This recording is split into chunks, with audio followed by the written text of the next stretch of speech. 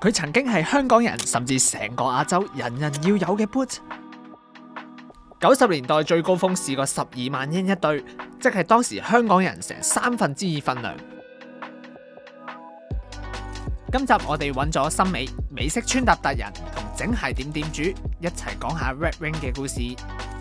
木村拓哉就整體上就影響咗嗰段千禧年嘅大部分嘅衣着啦。佢所着嘅揸住電單車啊嗰啲，所有其實佢當時嘅服飾咧，都有好多人嚟揾嘅。香港最初由五金店老闆引入，曾經試過要減價到幾百蚊清貨，點知木村效應加持底下，開倉當日要排長龍。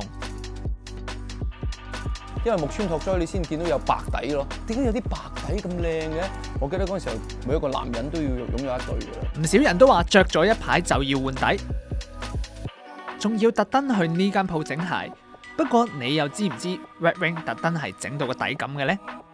今集 Big Brand Theory 過百年前嘅工人鞋點樣變成潮流產物 Hello Benny， 喂 Alice，Benny 係香港同台灣牛仔褲鋪頭嘅主理人，鋪頭2000年開始喺尖沙咀插旗，專賣日本牛仔褲同美式復刻衣着。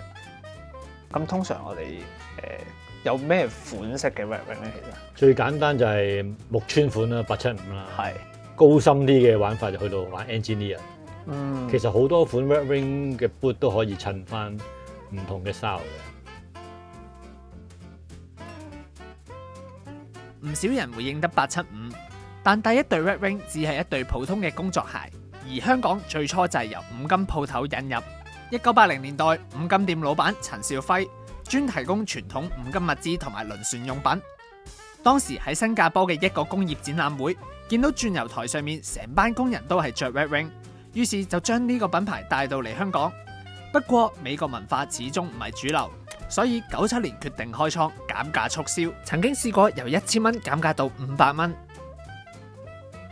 森美由以前到而家都講究衣着，近年經常揸電單車都會見到佢着 Red Wing，例如係電單車手成日着嘅 Engineer Boot。當初啟蒙佢嘅竟然係梁朝偉。你是如此難以忘記嘅年代喎，即係梁朝偉係髮住個頭髮、穿住個鼻環嘅年代，而其中一對黑 boot 係 Engineer Boot 嚟嘅。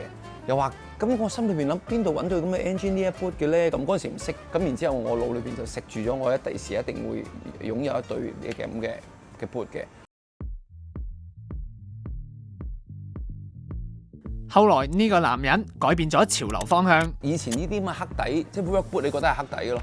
因為木村拓哉你先見到有白底咯，咁就哇點解有啲白底咁靚嘅？木村拓哉就整體上就影響咗嗰段千禧年嘅大部分嘅衣着啦。譬如話係美式嘅格仔衫啊，一個牛仔褲，一對 Red Wing。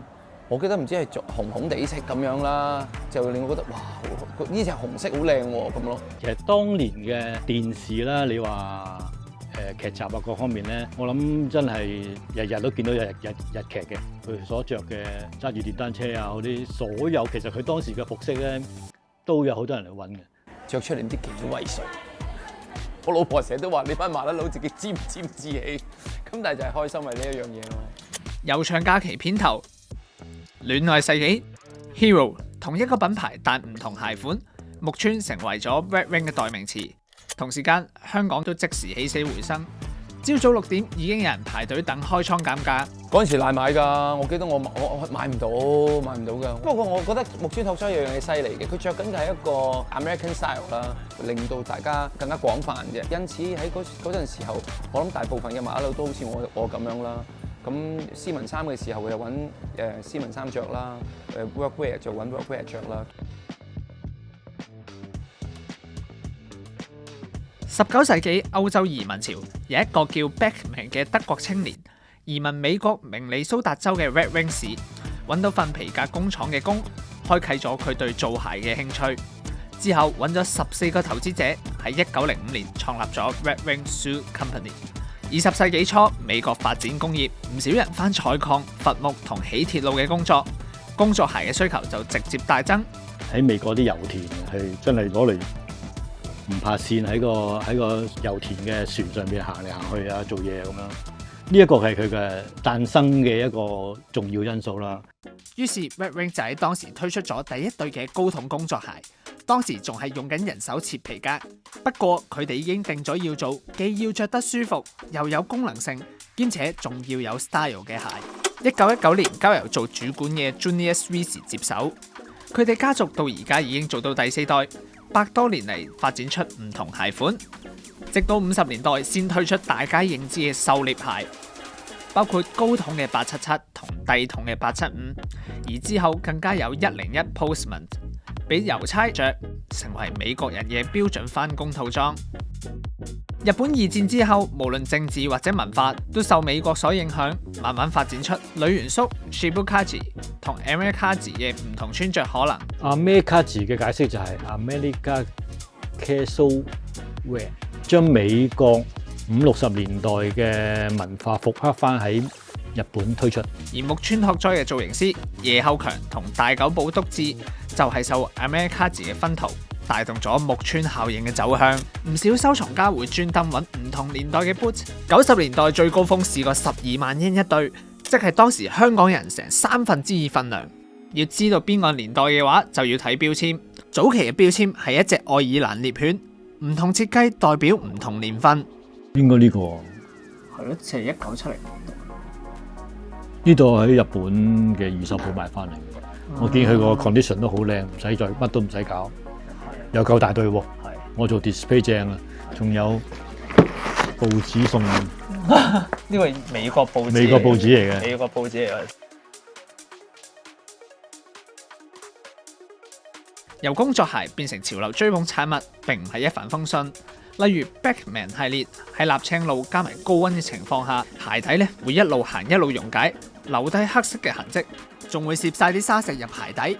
後來改善咗呢個問題，而標籤嘅防滑內磨橡膠底，唔少網民都話有明顯嘅損耗。咁通常咧 Red Wing 着得耐咧，個底都會蝕嘅。咁蝕嗰個位喺邊度咧？就係呢個鞋踭嗰度咧，就會斜咗入去咁樣嘅。咁我哋而家今日就嚟到有得補啦，就換咗個鞋底去。除咗補鞋補袋換鞋底，有時仲會接受客人改鞋。老闆許生許太喺2000年代就係靠住幫手換 Red Wing 鞋底而做到個個都知。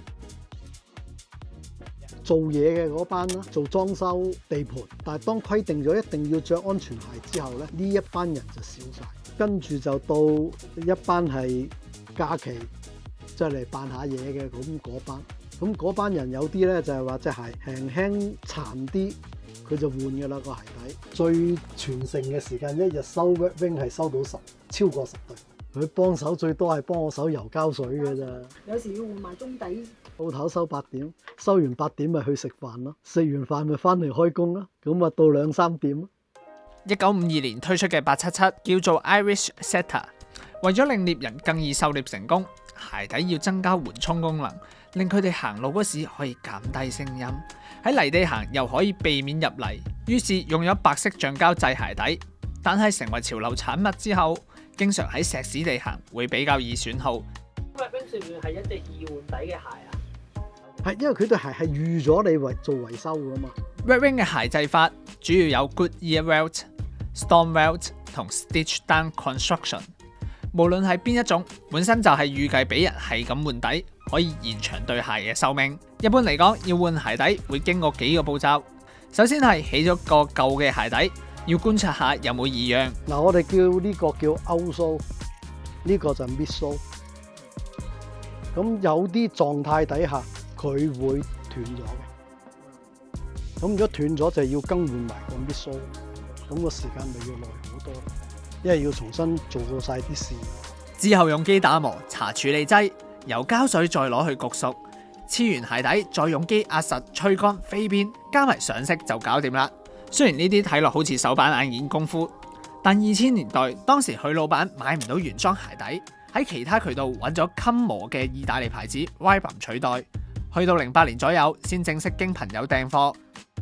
因為係有一部分嘅 Red Wing 鞋底係有 Vibram 個品牌嘅，咁就開始訂咗第一張單翻嚟，訂咗好似有500對鞋底咁上下啦。咁因為最重要一樣嘢就係話，佢個單價係比其他牌子佢係貴成30%嘅。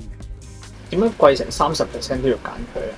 咁多個品牌都用得啦，咁顧客一定有信心啦。最緊要保養好啲皮，我見過啲20-30年嘅保養到好似新鞋一樣。